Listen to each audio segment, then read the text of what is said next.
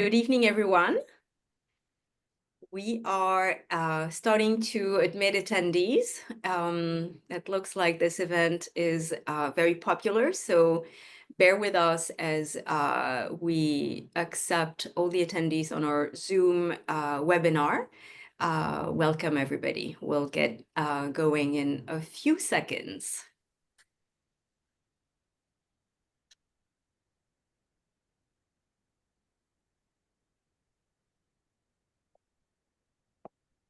All right, so it looks like we are ready to get this program going. Everybody is on board. Good evening, and thank you for joining us tonight. I am Leila Logizico. I'm the president of the City Club.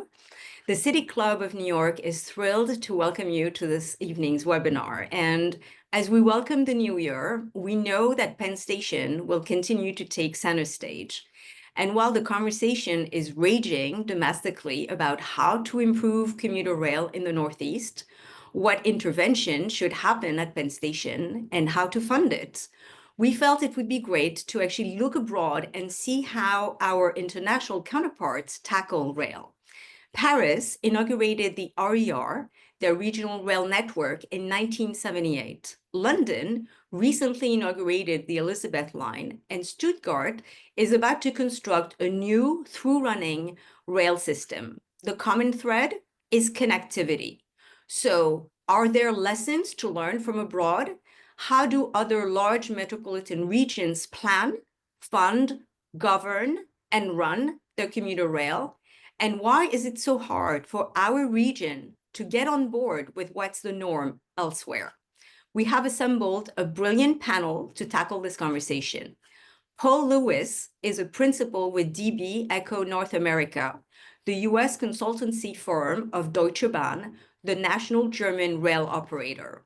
Philippe Crist is a senior advisor on mobility innovation and foresight for the International Transport Forum at the Organization for Economic Cooperation and Development, the OECD, where he coordinates, carries out, and speaks about research on better mobility policies. In his day job, he advises ministries of transport for the member countries. And Deborah Wathen is the head of the Wathen Group, a consultancy firm that focuses on the transportation industry with a record of effective leadership and innovation in public and private sector organizations.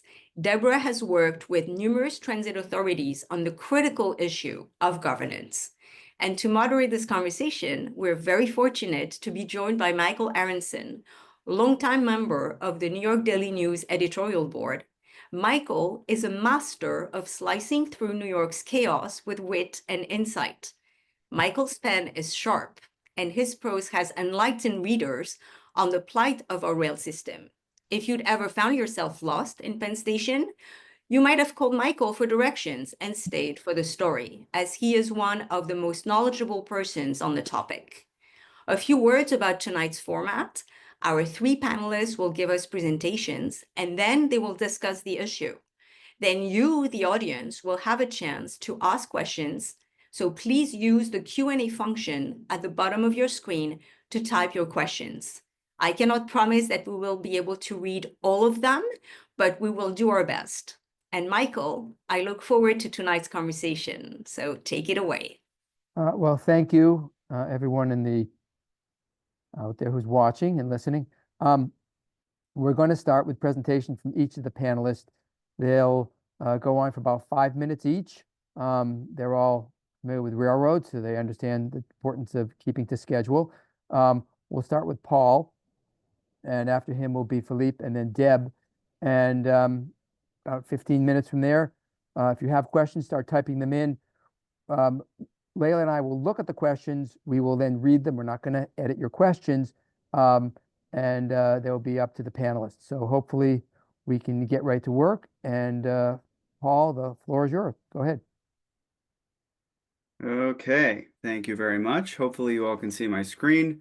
As Leila and Michael mentioned, I'm going to just give a quick overview of a mega project in Germany. And as Leila mentioned, I work for Deutsche Bahn here in the United States with railroad clients all over the country, but of course, bringing a lot of inspiration from our German counterparts. And I want to talk about Stuttgart 21. Stuttgart 21 is right now the largest mega project in Germany on the rail side. It's a case study for station redesign and project delivery. And so we'll talk a little bit about the project goals and some of the lessons learned and use this as a baseline to kind of spur off tonight's conversation. For those unfamiliar with the geography of Germany, Stuttgart is located in the southern part of the country on a really important main line for the rail network between the Cologne, Frankfurt area in the far west and Munich in the south. And Stuttgart 21 is actually a program of projects that's bringing together a bunch of different aspects of the region. So in Stuttgart City itself. I'm sorry, I'm going to interrupt you. I cannot see your screen. Oh no. And it may just be a technical issue on my end, but I just wanted to double check. So Deborah's giving me a thumbs up saying that she can see it or can't see it. You can't see it. Oh no. Okay. Because it says here that I'm sharing the screen, but let me, sorry. Do you want to try again? Yes, I'm doing that right now. Let's try again. Let's see. We could see your face. Okay. So we just see a black screen that says Paul Lewis has started screen sharing. Okay. Was that there before? Yes. But we do not see the image. Goodness. Okay. Bear with me, everybody. It says to double click to enter full screen mode. I wonder if that's part of what you have to do. That's on each individual user's computer. So Thank you. maybe should we shift the order and go to Philippe and Paul, do you want to send me the presentation and then hopefully I can share it from my screen? Yeah, I'll do that. Sorry, everybody, for the technical snafu. No worries. Always happens. I think it shows just good karma. There's the gods are trying to make it a little bit more challenging for us. All right. All right, Philippe, we can see your screen. Wait, Okay. yes. All Rock right. and So roll. Let's get... we will start again with Philippe. Okay. So we'll hear from Stuttgart and the experience in Germany. What I will do is start with a few high-level principles that we should consider when we look at other experiences in investing in public transport and investing in public transport connectivity across urban areas. And I'll be speaking to four things today. I'll be speaking about access, I'll be speaking about the benefits of agglomeration, talk about outcomes, and I'll talk about actions. Now, if we are concerned about transport, public transport, mass transport, or any kind of transport in cities, it's because it provides us access to opportunity. And that access to opportunity can be provided by being close together, by proximity. That's what cities do. They bring destinations close together. It can be delivered through travel, by movement, by going from one destination to another, or it can be provided by digital connectivity. But it's important to keep in mind when we think about transport policy in cities that there are these three elements, not just movement, but proximity as well, and digital connectivity.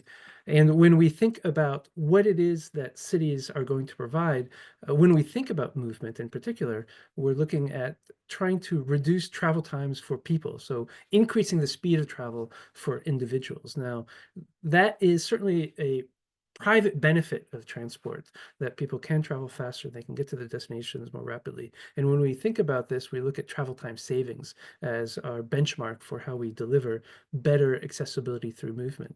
But in cities, while travel time is scarce for individuals, public space is scarce in cities.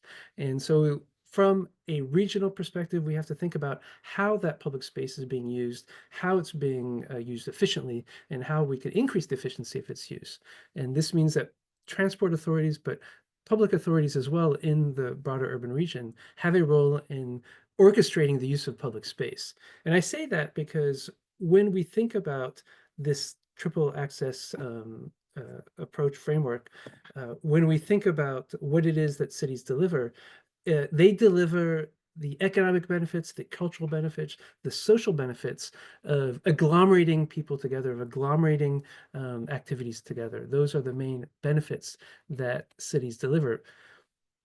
delivering on those agglomeration effects is something that isn't just the responsibility or just the sole domain of those traveling. Those agglomeration effects benefit all actors in the cities, not just those that are traveling, those that are creating wealth, those that are creating enterprise, companies, all of those that are interacting in cities benefit from agglomeration effects. And so one of the things we see around the world is, in order to fund transport and in order to fund public transport in particular, we look at finding those who are benefiting from these agglomeration effects and bringing them into the funding cycle. And the Secretary of State of Transport in the UK, when he was talking about the Elizabeth line, said that those who benefit from this line should contribute substantially to its delivery. And those who benefit aren't just those who are traveling. It's those who are traveling by car who aren't taking the Elizabeth line or other public transport, because there are fewer people on the roads than there would be otherwise. It's also the companies that have access to employees throughout the urban region without significant delays. This is an example of how in the Paris region, funding for public transport is distributed among different sources. 52% of all of the funding for public transport in the region is paid for by companies, by employers. And the thinking behind that is that the employers, these companies, benefit, as I said, from having regional access to the labor markets that don't involve the kinds of congestion that you might see on the roadway if everyone were traveling. And that kind of benefit is both paid directly as a company transport tax, 43%, but also as companies must reimburse 50% of a public transport pass in the Paris region. So that chunk, half of all of the funding comes from the companies, because they benefit from not just those who are taking public transport, but those who are using public transport in the region. Only 1/4 of all of the revenue for operating transport, public transport in the city, comes from the travelers themselves through their passes, through the fare box revenue and ticket sales. That vision of who benefits from public transport investments, from mass transit investments, really is a leading vision that highlights the outcomes that cities, certainly in many places in Europe, want to see. And that vision is inscribed in a number of planning documents and regulatory frameworks. The most recent of those is the Sustainable Urban Mobility Plans that right now 400 different urban regions in Europe must put in place because they're part of the wider European transport network. And in many countries, other cities also have obligations to put these in place. And they address these 6 elements: equity, efficiency, livability, safety, environment, and connectivity. Connectivity being one of the main elements of that vision going forward. That vision, now in the SUMPs, the SUMPs, or previous to that in plans, are what drove investment, for example, in this case, in the Paris region. Here you can see the evolution of the public transport, the high-speed regional public transport network from 1975 to 2015, as it extends southward, northward, southeastward, and throughout the region with these investments in rapid, comfortable, high-speed regional connected urban rail systems and bus rapid transit systems. What you also see in the background is the decrease or increase in motorization and car ownership rates. And while from 1975 to about 1999, you were seeing an increase in car ownership rates, after that, you saw a decrease, and a substantial decrease, especially in between 2010 and 2015. What that means is that people can get around the regions without only having to use a car, without needing to own a car. But it also means that those who are traveling by car benefit as well, because so many people are also traveling on public transport and reducing the amount of congestion they would otherwise experience. The most recent investments in the Paris region are the Paris Grand Express. These are 4 new metro lines that are going to provide increase connectivity from the periphery to the periphery, which has been a big issue in the Paris region, with 200 kilometers of automated metro systems, a significant number of new rail stations, and this in addition to a number of other existing investments in the extension of the RAR, the fast regional rail system, of metro systems, of tramways. All of this is funded at about for the next 2023 to 2027 at about 9 billion euros of investment. And that investment is principally taken, as I said, from employers who benefit from having people able to travel in this region and access the jobs, increasing the job market, but also from different taxes on parking, on the use of office space, on those other elements where if you didn't have this kind of connectivity, you wouldn't have the possibility to actually run your company or operate your services. And so this is, I'll stop here. These are the kinds of visions that are driving both the institutional arrangements and the funding arrangements in a number of European cities, that show that while the technical issues are really important and they are not trivial. It is really a governance issue and an institutional issue that enables or challenges the delivery of these regional projects. And I'll stop there. Thank you. Paul, you want to try again now, or? Yeah, Layla, did you receive my presentation? All right, let's try that. Very sorry for the snafu there. Okay, we'll adjust on the fly.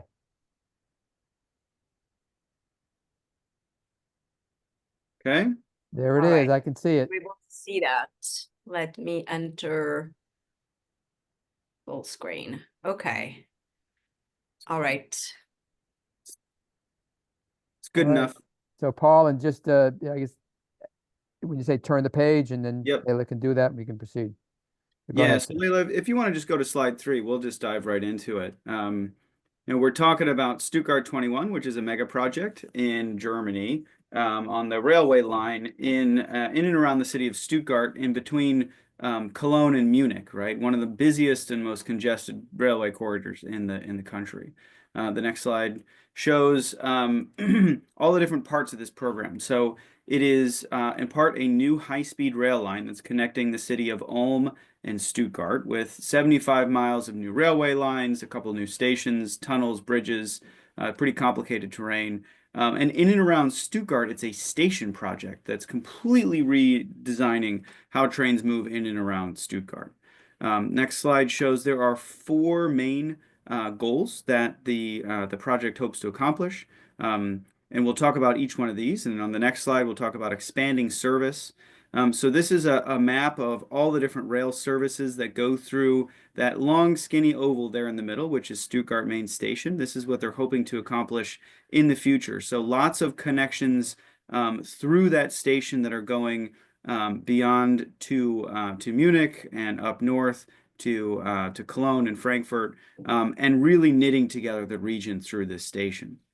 And the next slide shows that they're doing this not only making more connections, but making them faster. So the red lines on the left are showing these specific travel time reductions on the right.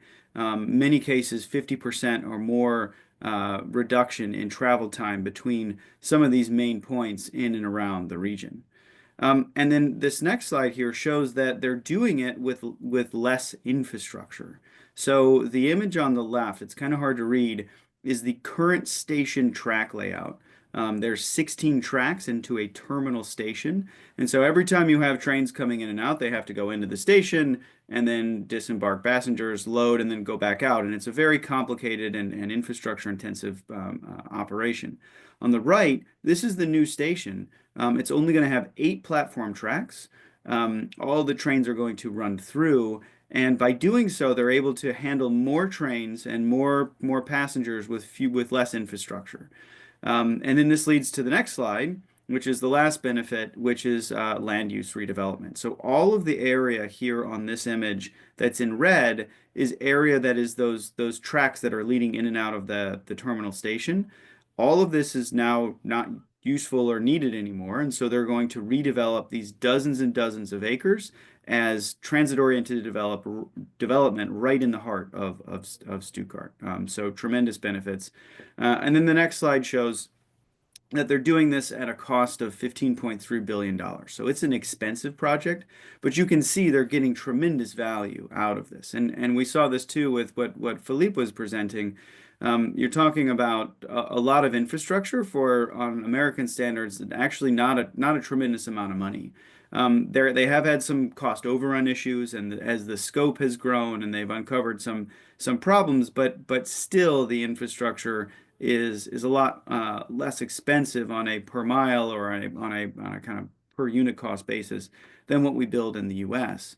And so when we talk to them on the next slide about what some of the lessons learned were, they really honed in on three things, and this is the project management, the contracting, and the planning process that I think have applicability to projects around the world. So the next slide shows their project management approach. This is a Deutsche Bahn project where they set up a special purpose DB-owned unit that has a management board of all the different funders in and around the region, and a structure with three engineer-led verticals within the organization, including the CEO, the Chief Technology Officer, and the Chief Finance Officer, all holding similar levels and really leading this project jointly. And below them are a whole host of in-house staff, pretty consultant light, but really focused on in-house staff to manage this very complicated and large project. The next slide shows that instead of going with a very large design build or big construction contract, they decided to break it up into multiple contracts. And this did two things that really helped them move the project forward, and one of which is fostering competition. So they had a lot of different bidders that were able to handle this size of contract and work package. And then the second one was avoiding dependence on a single contract or contractor. And so they were able to work out issues while other things moved along pretty smoothly. And then to get here, the last element here is the planning process. I think we see at a lot of agencies this kind of rush to get to construction as fast as possible without doing a lot of planning. And here they put in a pretty rigorous planning and review process that took a lot of time initially, but it yielded a product that required very few change orders in the end, and was able to move forward. And so that doing that homework before it's really time to start construction was really helpful. So I'm just going to leave that there. We can talk more about some of the specifics of Stuttgart 21 and what it means for not only station operations, but mega project delivery across the world.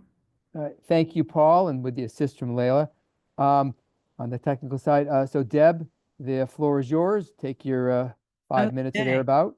And then if people have questions, put them into the send them in, I guess, on the Q&A, right, Layla? And we'll pick from there. And after Deb's done, we'll open it up and have a discussion. So Deb, go. Okay, well, first of all, I'd like to commend City Club and Layla for her leadership in facilitating this type of discussion. I feel like I'm like the kid that got invited to the party and I didn't have money for a present. I mean, I can't talk about Stuttgart. I did work on the Crossrail project way back when, but I'm from the New York region, and we can do anything, right? And I know we're all salivating to have a program like that. And you know what? We can. And we have done some of this work, but it's been fragmented over, in my career, 4 decades working in this region. And so right now, it's really important to have this conversation because we are the most congested metro area anywhere in this country. It costs us already $9 billion in lost time. So we've got the money to do some of this work. We just have to figure out, it's the vision, right, that we just heard about. And that's combined with, we brought a deteriorated system back in the 70s and 80s. The MTA was falling apart, New Jersey Transit was falling apart, Amtrak was falling apart. and it fell apart again because we were not stewards of what we had. But right now, we need to look at this to see how we can improve this access and look at how we can integrate services. So let me just say this. These are wonderful stories, and it's great to listen to these lessons. But Layla, I think we also have to go back and look at the models that we have had in place and challenge the politicians and business leaders and other stakeholders in our region. I mean, the RPA has done some great work on visioning, but we've got to bring everyone together. And I'm going to just suggest that we've done this really well, and we've also failed. We had a tri-state regional planning commission we were talking about earlier tonight. That was in the 60s into the 70s. It was disbanded because the 3 states couldn't even work on anything together. But we did the JETS train in the 2014, where there was through running of a jet train for those jet fans that lived in Connecticut that wanted to go to the Meadowlands. So we did it. But we had people in leadership, in political leadership, that had lived and worked in both states. I still believe that's part of why that worked. But it was a great example of what's possible. You know, first of all, we have a tremendous opportunity. We have the Gateway Commission right now, and we have professionals on their board. We have Tom Prendergast, who's going to lead that. I mean, we've got a group that has governance. They have a board that's following a governance principle with New York and New Jersey and Amtrak. And they're getting the funding, they've hired staff, and they're moving a program through. Now, that's a visionary issue, right? That's important to our region and the Northeast. But you know what? In the mid-90s, we had a group that met regularly that worked in Penn Station, New Jersey Transit leadership and middle management, Amtrak leadership and middle management, Long Island Railroad. And we had morning meetings. So we were watching what wasn't working. We had capital projects that all of them signed on to. I was leading that. I had all those people go and meet with customers in Penn Station at night. When was the last time you saw those people there?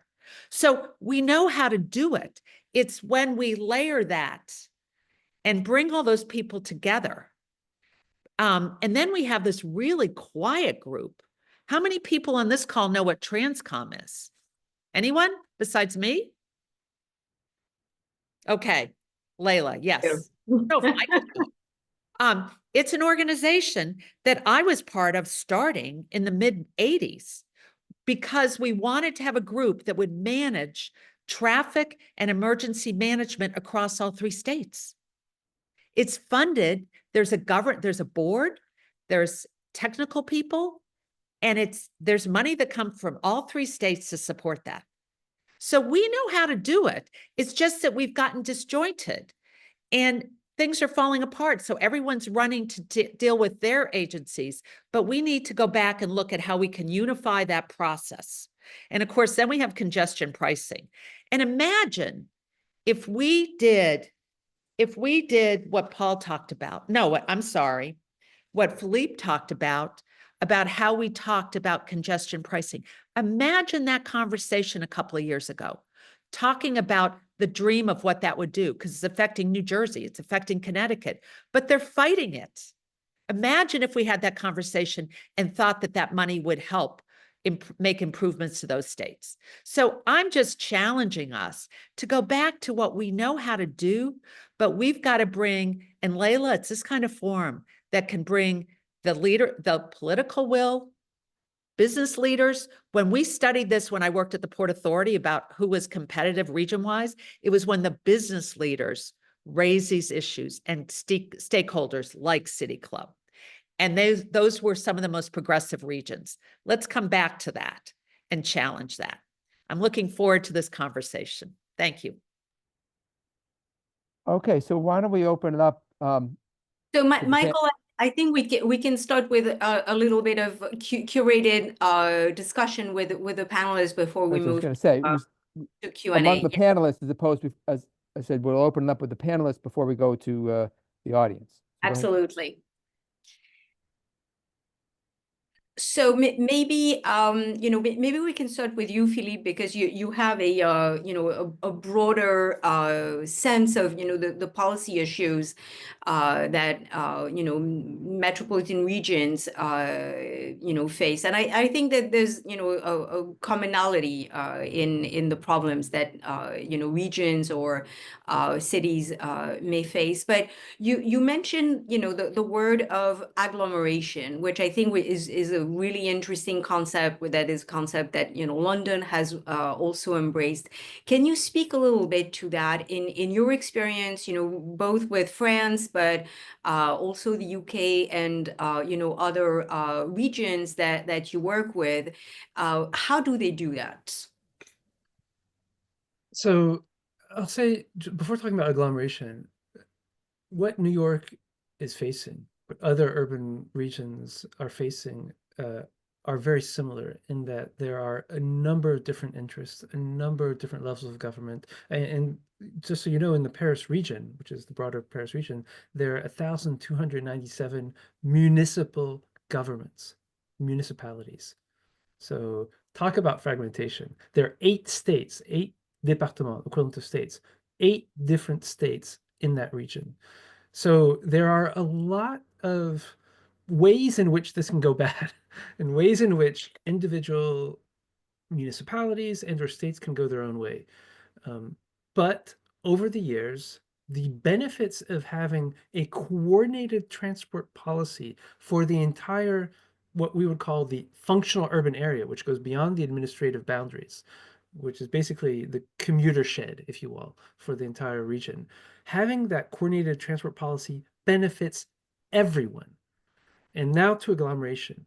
It doesn't just benefit those people who are using public transport, mass transit, to get around, to go from the periphery to the center, to go from the suburbs to downtown. It benefits those who are driving as well, like I said, because there is simply no way, if you did not have high levels of mass transit use in the Paris region or any other large city in the world, that you could actually access the center of the city with cars, only using cars. It just doesn't work. There isn't that much space. So by providing that high level of good quality mass transit, you are improving the experience of those who are using it, but you're also improving the experience of those people who, for a number of different reasons, prefer or must use the car to get into the city center. The agglomeration benefits benefit all in the urban region. They benefit those who are employing these people because they can depend on a really wide labor pool. They don't have to worry about having just people that are within a 5-mile radius. They can access the entire region within a reasonable commute time.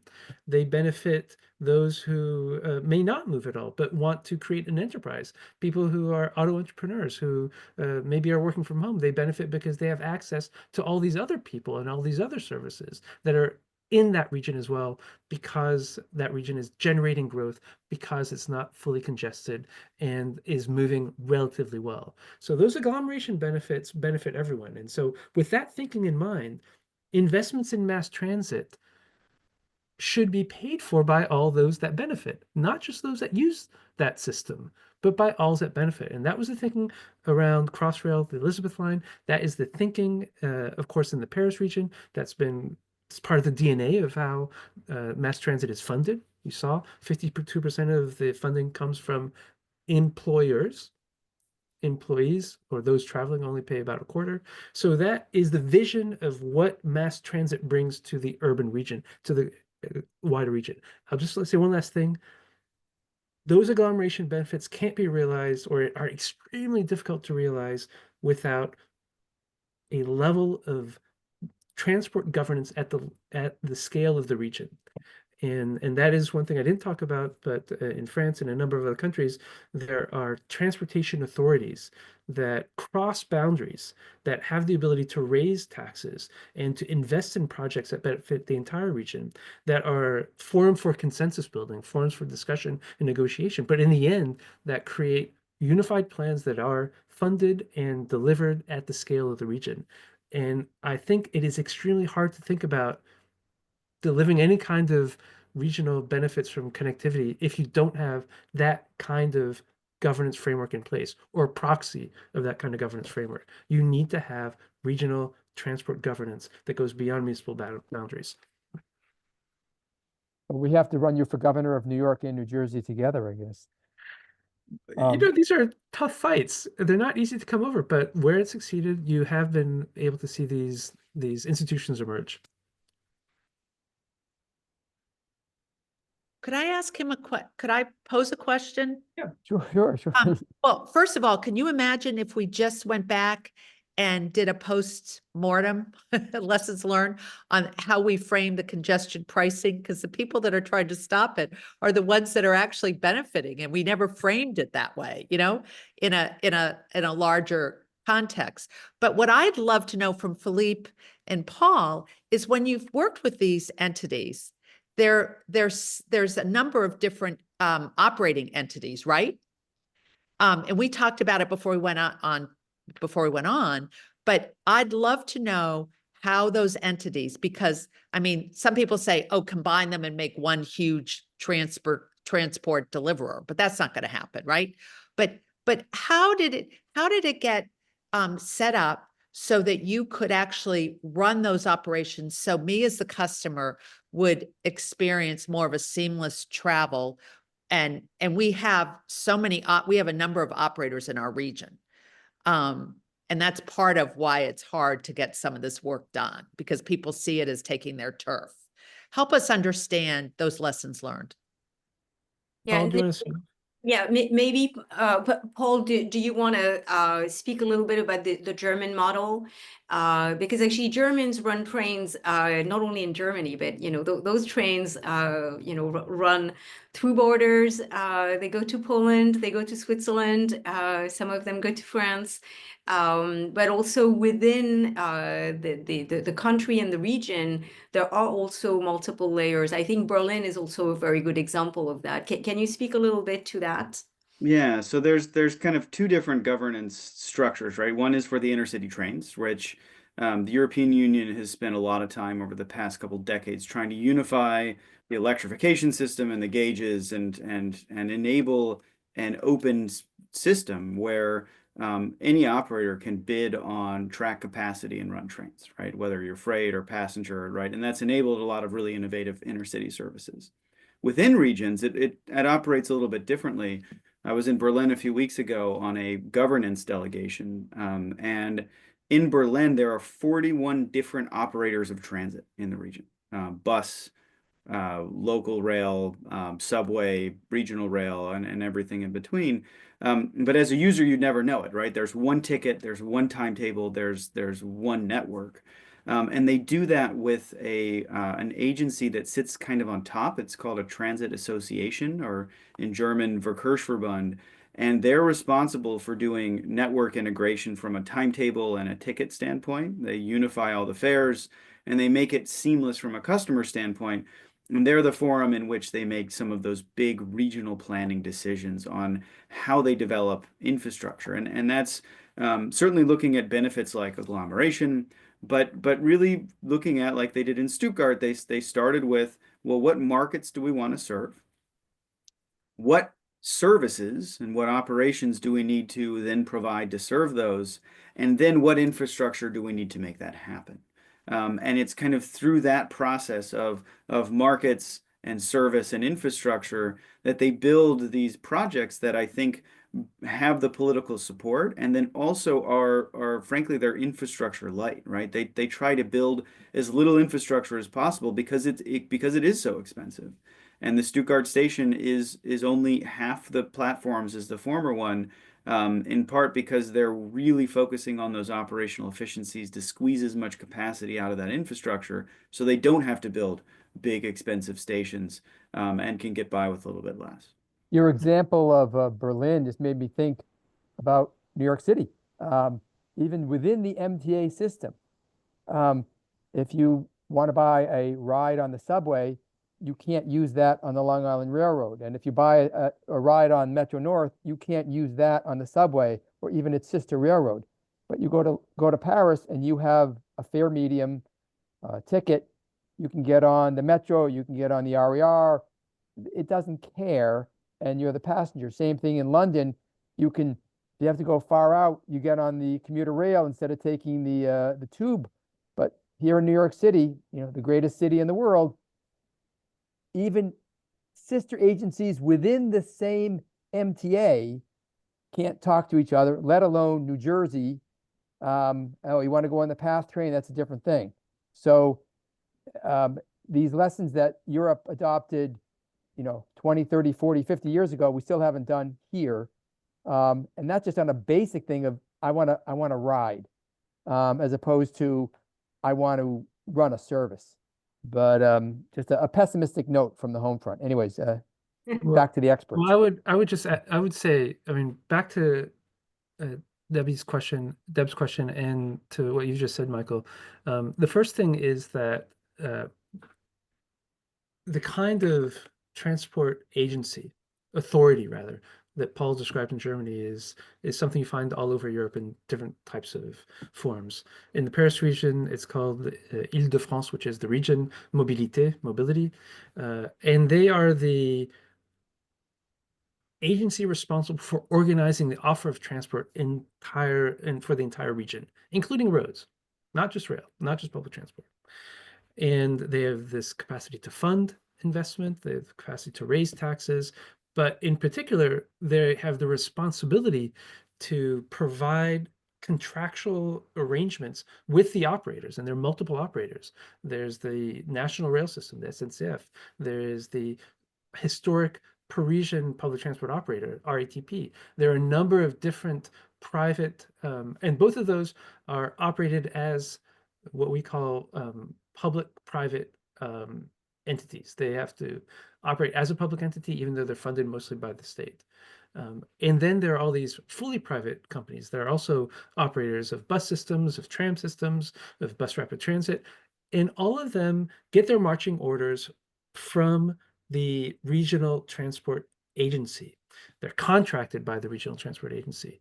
And so ironically, you see an incredible amount of private companies actually operating within a unified framework that is set by the public agency, which is not the first thing you think about when you think about Europe, having all this initiative by and opportunities for private companies, especially in this sector, which is highly public-led in the US. So that's the first thing.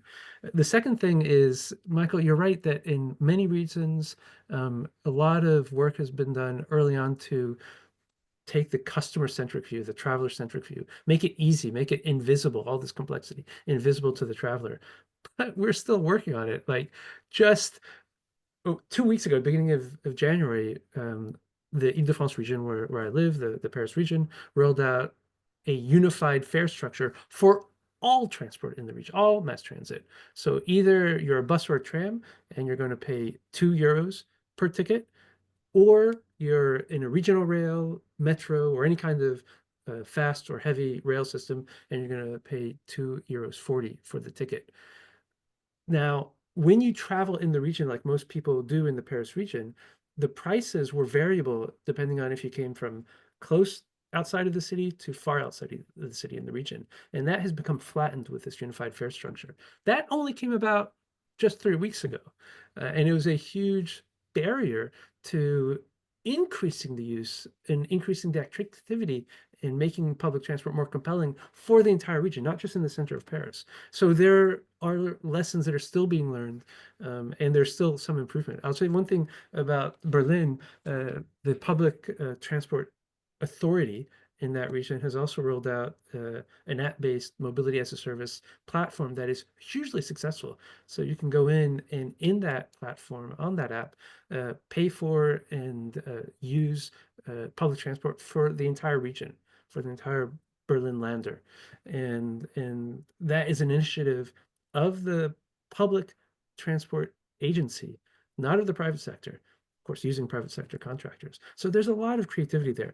But back to Deb's point, for a long time, I would say that there has been this focus on making the traveler experience much better, really focusing on the traveler and putting the traveler first and hiding all this complexity behind.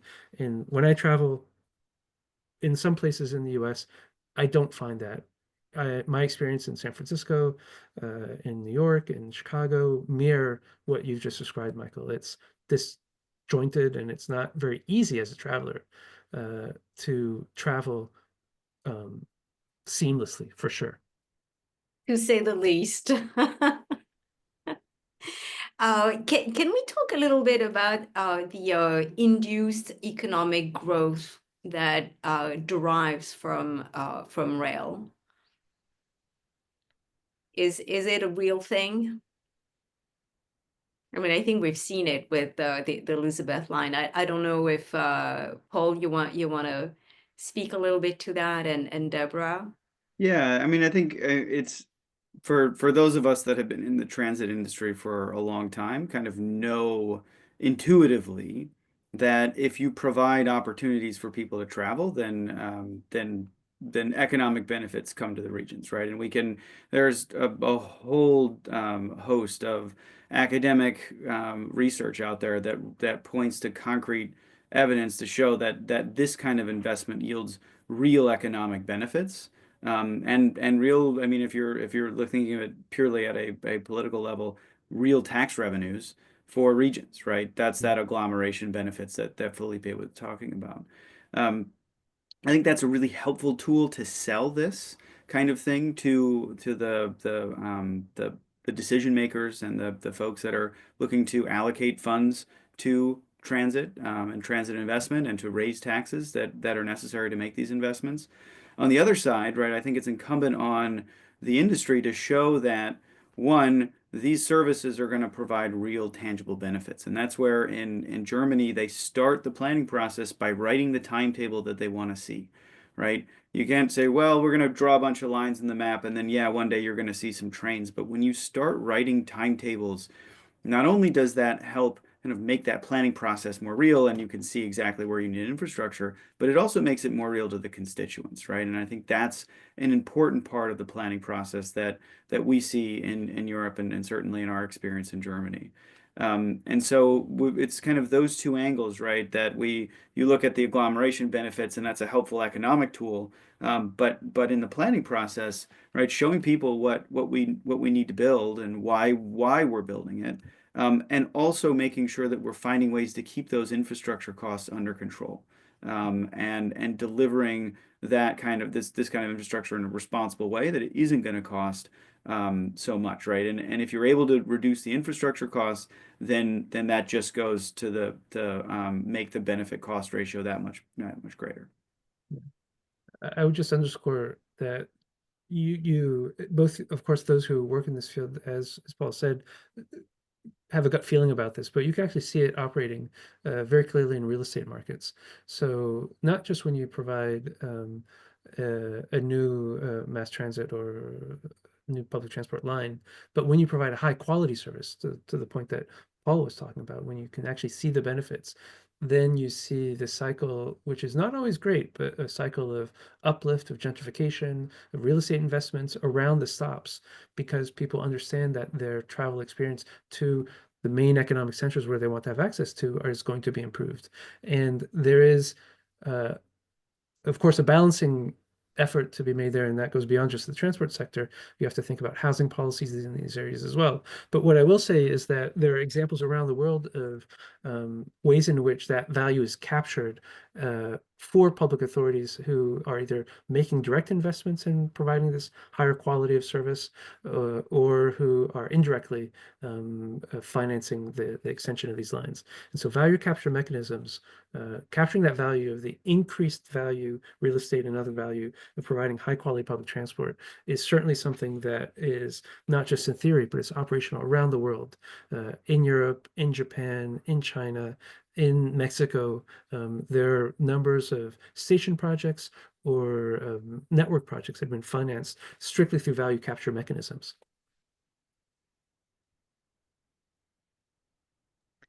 I'd just make a couple of comments. I absolutely agree. I mean, it's just, you see it.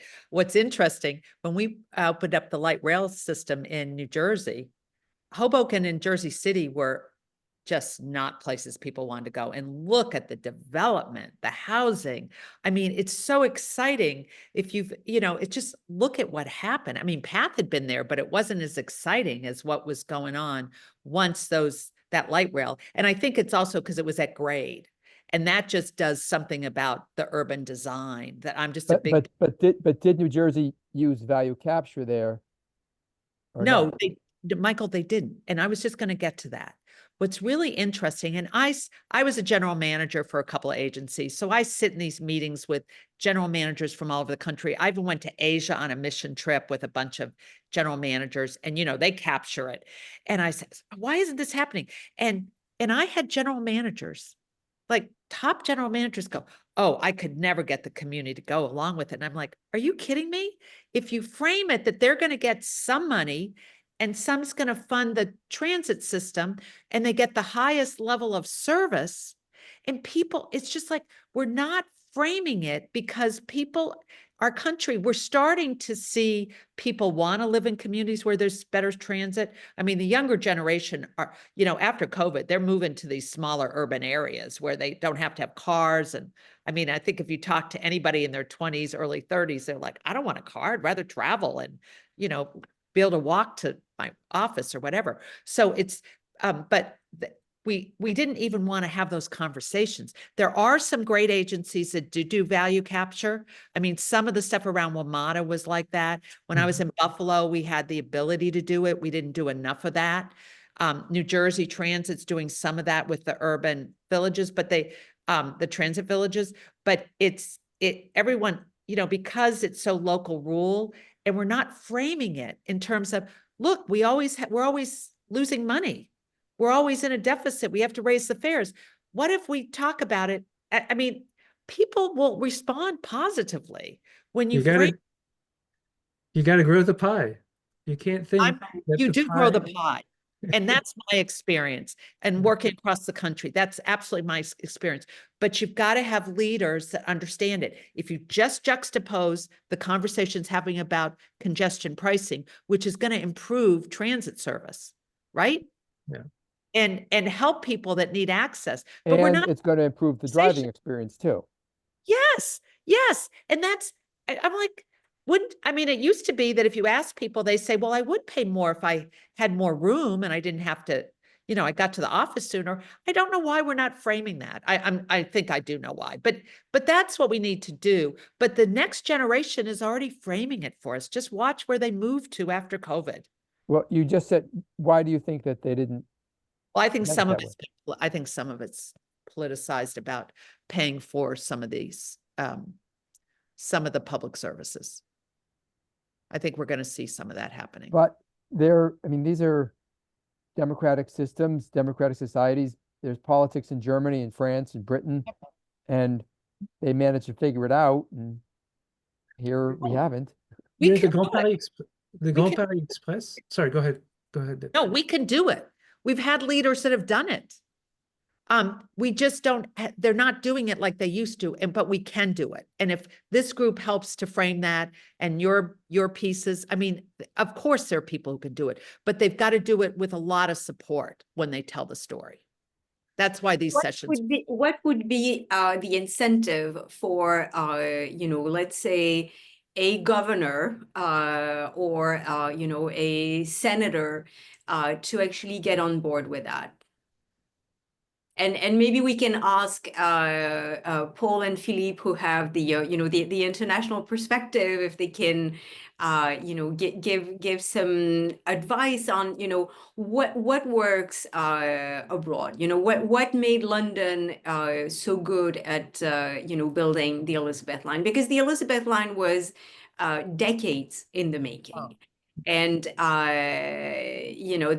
mayor of London at the time, and I'm blanking out, Livingston, was the one who really was instrumental in so many transportation policies, remarkable transportation policies, including a congestion tax.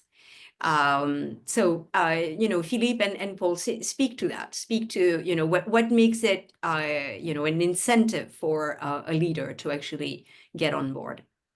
I would say that in many cases, not in all cases, these are not politicized debates. I'll point out that Île-de-France Mobilité, the region, is run by a center-right government. The Grand Paris Express, this 4 new radial lines around Paris, that was pushed by a center-right president of France. These were right-wing politicians pushing this. And to your question, why did they do this? Well, because the business community was telling them, we want these investments. We want to be able to have access and a relatively efficient access to a very wide labor pool within the entire Paris region, because that is the motor of growth for the country, but it's also the motor of growth for our industry.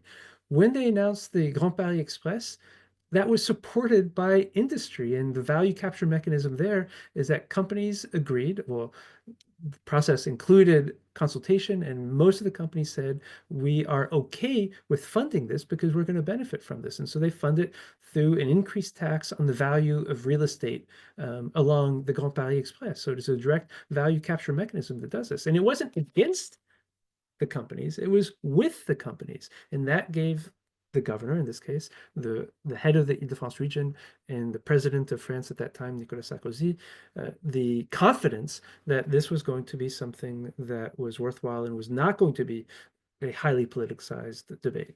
Now, there are, of course, discussions on what kind of investments, what kind of projects, what kind of, there's always going to be differences on how it's delivered. But the principle is not a politicized debate. The principle is one that is based on economic interest of all actors in the region.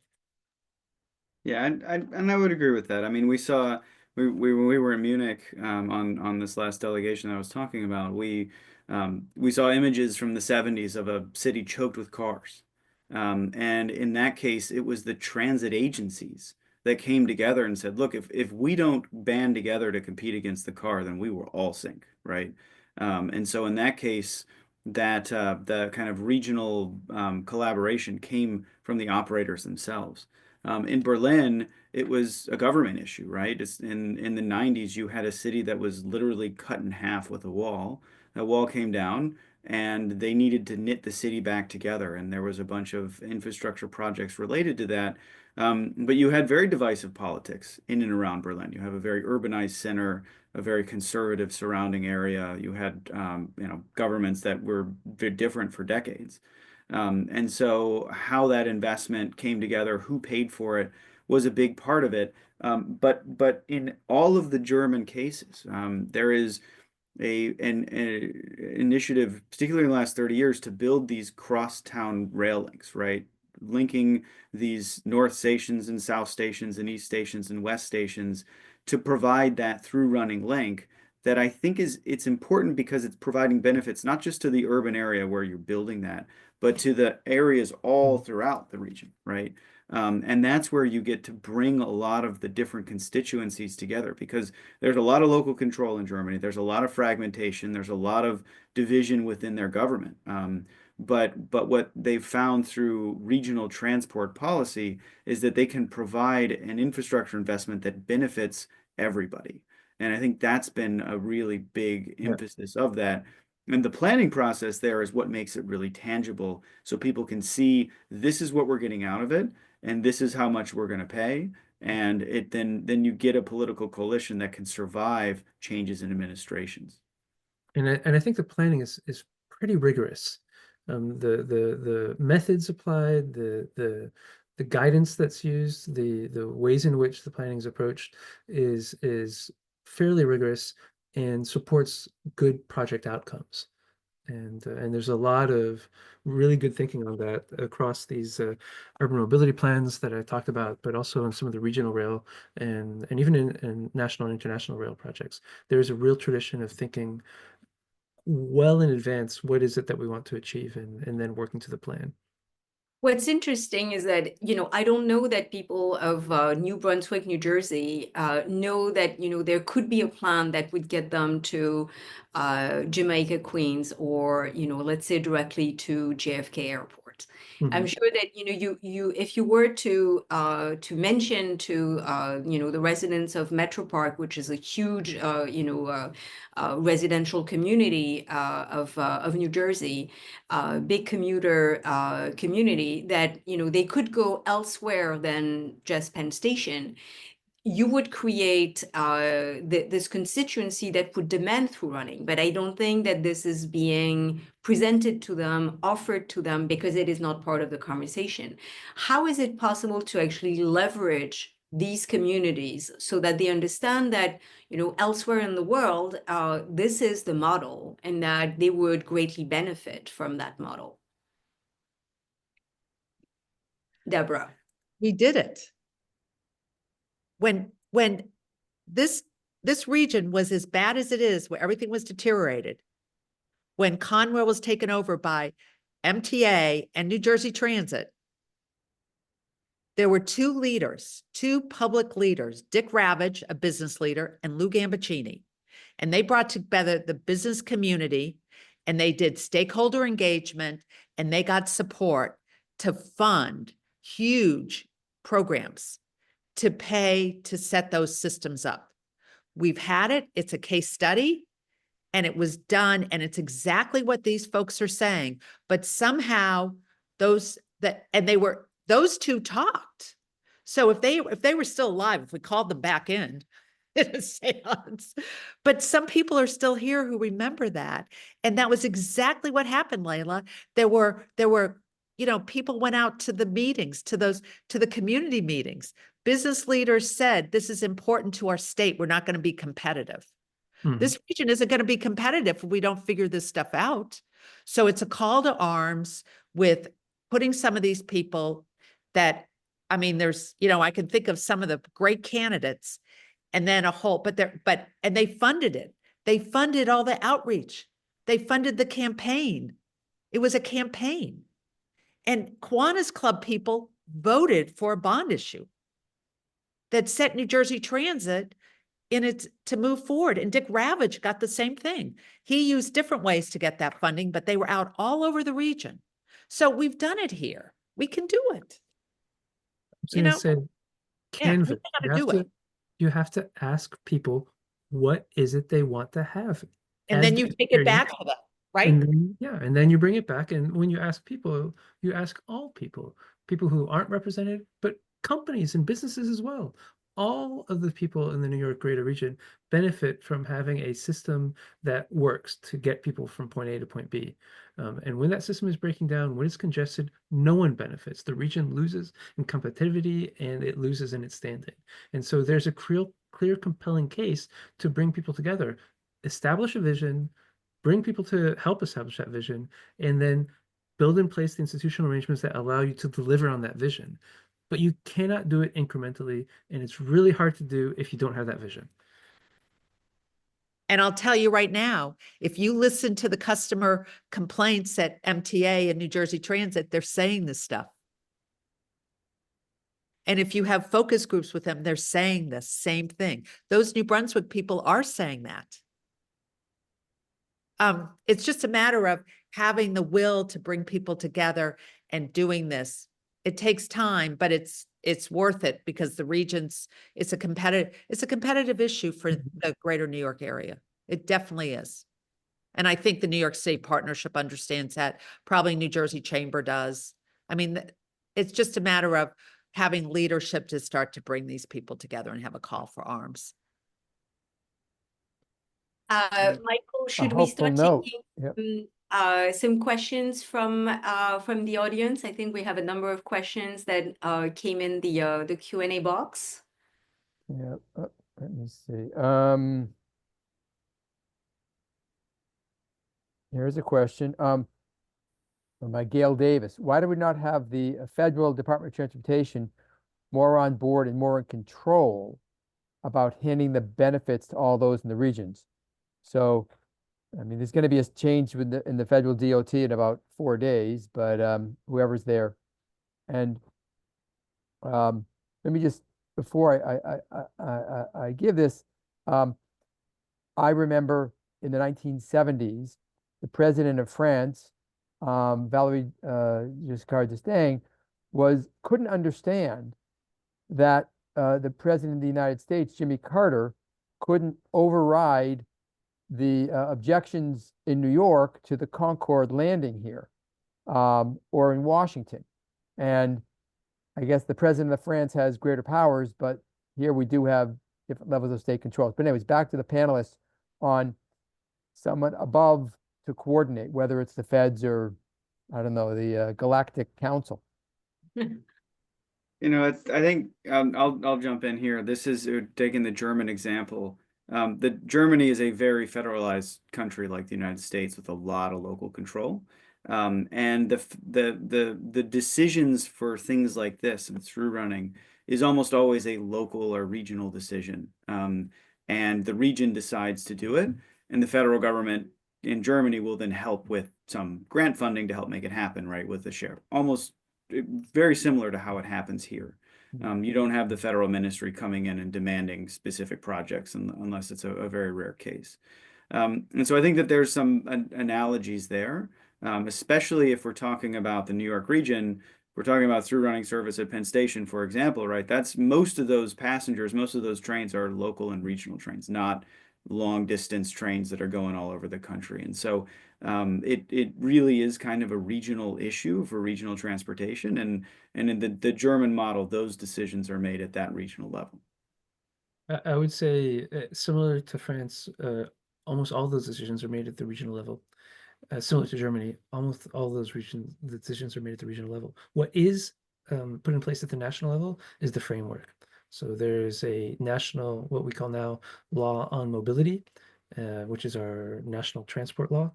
And in that law, there is the requirement that a number of different urban regions have transportation authorities. So there's an obligation to put in place a transportation authority. Those authorities are given rights and responsibilities through the national law. They can raise revenue through the taxation mechanisms I talked about. The rate is set at the national level, but whether or not they want to put in place that tax and up to how far up to that rate they want to achieve it, then that's up to them. The investments they make are up to them, up to that transport authority. So the framework is set by the national level. There's some assistance, both in helping put in place these authorities, and some financial assistance for some projects, but the decisions themselves are made at the regional level. And so I don't think having an analogous process in New York would necessarily benefit from guidance at the national level. The guidance that already exists, that is available, could be already put in place at the state level, because the national level would have to do that for 50 states, and that might be quite challenging. But in any case, it's not the national level that makes these decisions in urban regions in France. And I would add that there's laws on the books that those are done at the regional level. That's been in place since the 70s with public participation and everything. The feds give extra weight to those decisions that are made with a very, that there's a very active stakeholder engagement process. And they certainly share the funding if it's of significance.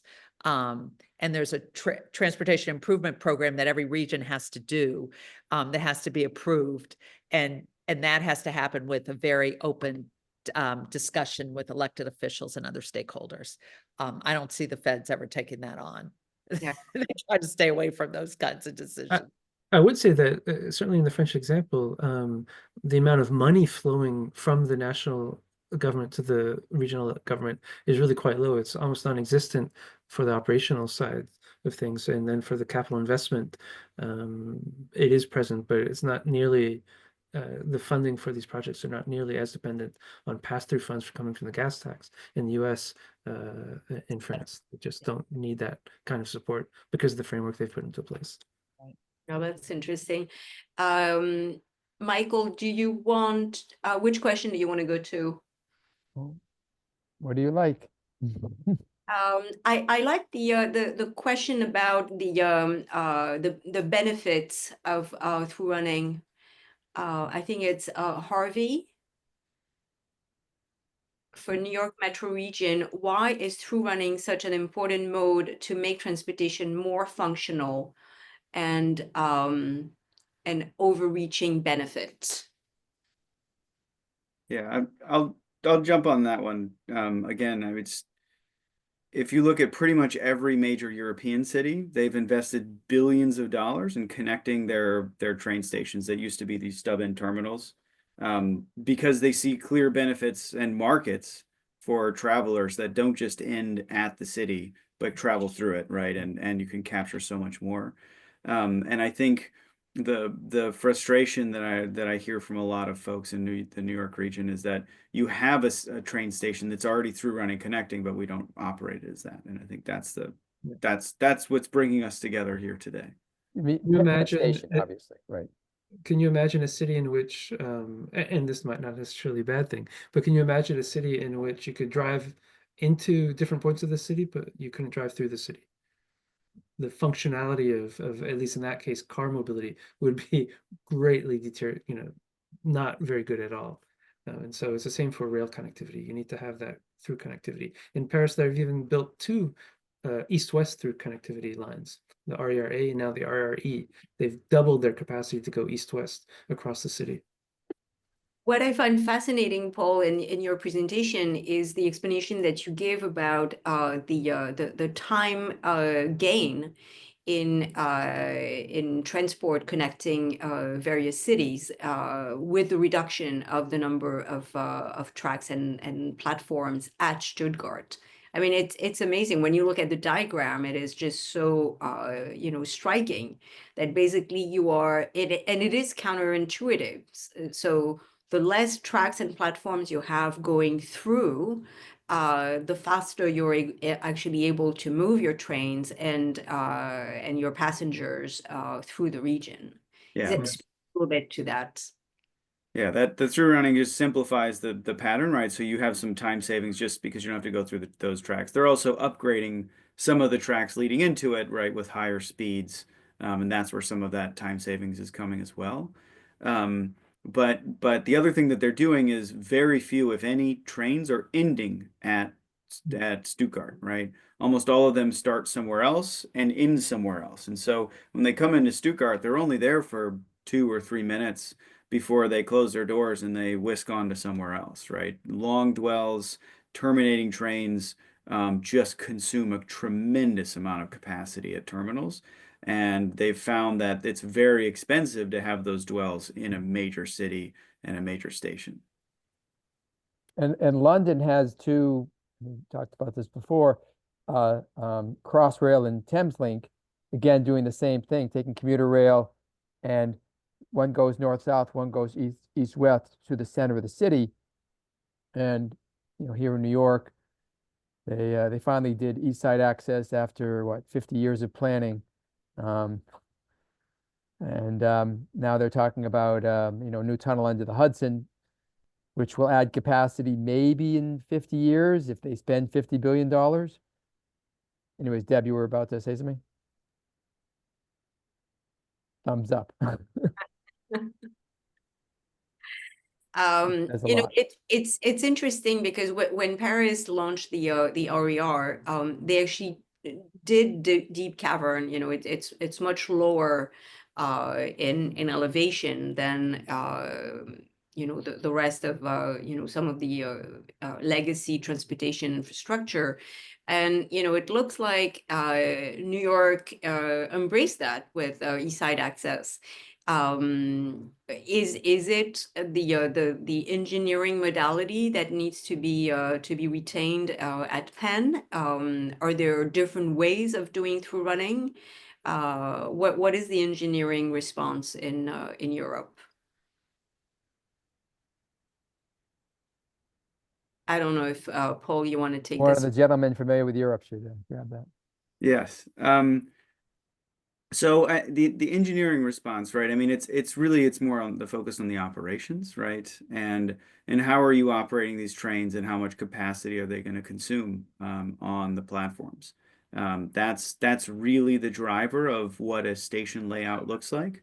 And when we're looking at any terminal station or any through running station, we really take a hard look at our operating assumptions that go into things like station dwells and approaches and even, kind of the repeating patterns of which platforms different trains are using to determine how much capacity they need, not just in terms of tracks, but platform widths as well, right? To make sure that we have enough space to get passengers onto platforms and onto trains and then off trains and off the platforms. And I would add, like in the Paris case, the RER-A, which was the the first east-west connector line, regional connector line that sees right now about 1.3 million passengers per day, was built with double long platforms and double height tunnels. Double long platforms so they can get more train wagons in there, and double height so they can double deck those. And so you're seeing you're not at capacity, but you still have some excess capacity in terms of throughput. And then there's all the access engineering, as Paul was talking about, to make sure that pulse of people coming in and out can be cleared comfortably, rapidly, and safely. Let me just jump in. Someone mentioned engineering. East Side Access, when it was proposed by Rockefeller and Lindsay in 1968 and then revived by Pataki in the mid-90s, the plan then was to just bring Long Island into the lower level of Grand Central. Grand Central is the biggest train station in the United States and probably has more tracks than any train station in the world. I think there's 100 tracks there. And what happened was the two sister agencies of the MTA, Long Island Railroad and Metro North, both refused to share Penn Station. Metro North didn't want to share, and Long Island wanted its own terminal. And so Pataki gave in, and they ended up building a new cavern deep under Park Avenue. It cost an extra $10 billion. It took an extra 10 years. And we now have a station. When you come into it, it's nice, but you're on an escalator for about 5 minutes because it's hundreds of feet below the surface. So its cost was 5 times the amount or 3 times the amount. It took 3 times as long, and it's less useful. And when they were looking at the original arc before Christie killed it, they were going to bring trains into Penn Station, and they were going to continue on maybe to Grand Central or out to Queens and Long Island. And again, the railroads didn't want to share. So they created a separate terminal for New Jersey Transit underneath Macy's, again, very deep. And Christie killed it, saying this is the wrong station at the wrong place. Unfortunately, didn't have a backup plan. And now Amtrak says, let's build Gateway. We'll have a station not in Penn Station. We'll create a new station, separate station, $17 billion at Block 780, 30th Street. It's not Penn Station. The subway doesn't go there. Other trains aren't there. Destroys the neighborhood. Costs $17 billion.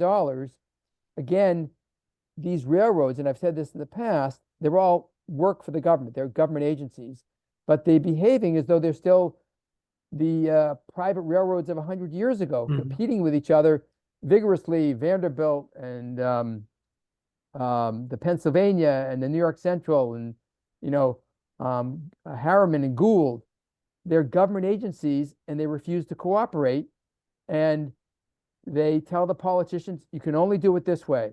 And the politicians want a ribbon cutting for their next election, and they want to promise jobs.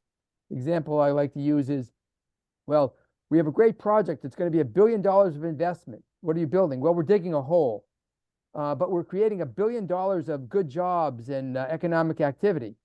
And then hopefully in the future, we'll get another $1 billion and we'll fill in the hole. And there we've had $2 billion of economic activity and pumping the economy and providing jobs and circulating the money. Well, what have you created? Well, you've created a filled in hole. So spend the money, but spend the money in a wise fashion. And what they look to do is have the most elaborate gold-plated plans when you're building a train station. Make it functional. Go back and look at what the New York Central or Pennsylvania did 100 years ago. They made beautiful stations, but they did it economically because they were paying for it themselves. Anyways, that's an editorial, but that's what I do during the I day. would say, And I want to give it to one of I the would experts. say, the existence of vanity projects in the transport sector goes way, way back, but we should be beyond that. If you're investing in a branded, one single branded output station line, whatever, then you're probably going down the wrong track. The brand, those who benefit from these investments should be on the trains, they should be on the stations. That's New York.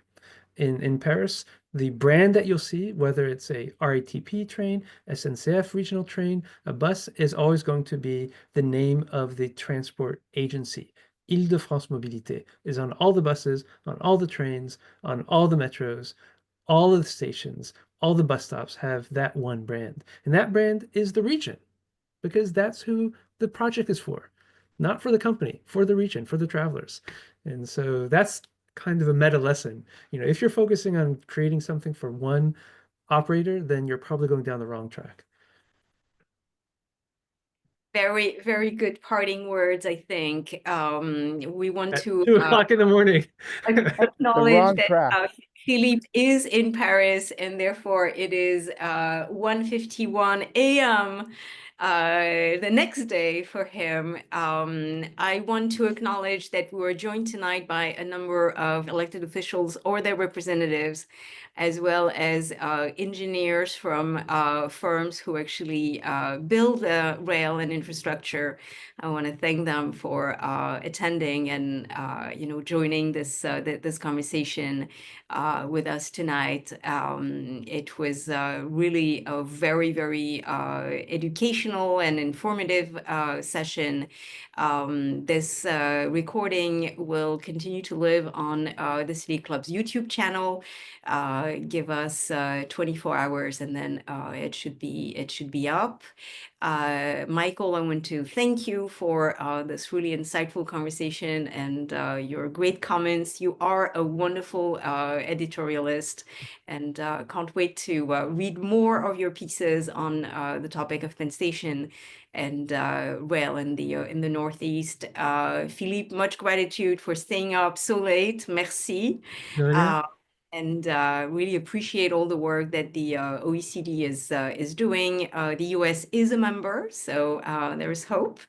Deborah, I want to thank you for your expertise and your very passionate and candid comments. I think that you're giving us hope that we can actually accomplish something good for the region at Penn Station, around it, including for New York and New Jersey. I think that those two states are not competing against each other. Those two states are competing together against other large metropolitan areas in the world. And Paul, danke schön. Thank you so much for bringing the example of Stuttgart, underscoring its relevance to the Northeast region, and for the great work that DB does here in the US. I think that with these conversations and these collaborations, 2025 may be the year where we start to see some great things happening in the field of rail. Thank you to the audience. As always, we were very, very happy to see so many of you join this call. We really appreciate your participation. As you know, the City Club is a civic organization. We are a not-for-profit. We fully rely on the great volunteers who make up the organization, and contributions from people like you. So if you feel so inclined, you can go to our website and consider a contribution. We really take our job seriously, and we really want to continue to bring these conversations to you. So we're really excited to see the engagement. This was the first event of 2025. Stay tuned. We will continue to talk about Penn Station. This has been, the core focus of the organization, and we look forward to continuing to engaging on this topic. So thank you all very much, and have a wonderful evening. Goodbye. Thanks for being here. Thanks all. Thank you.